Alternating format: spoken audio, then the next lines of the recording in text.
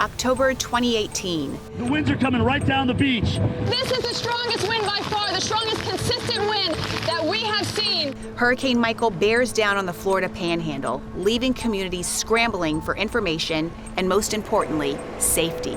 We were in an area that did not have a whole lot of weather data to start with.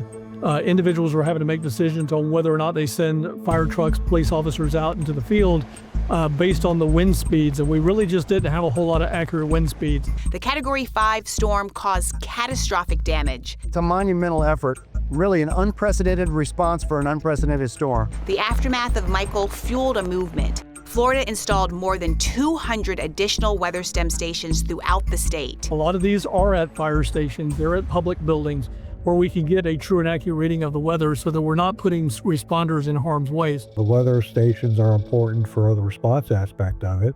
Whether it goes from warning to public or knowing when to pull large apparatus like fire engines off the roads. And those cameras turned out to be lifesavers years later as the Chipola complex fire scorched more than 34,000 acres of the same land Michael devastated.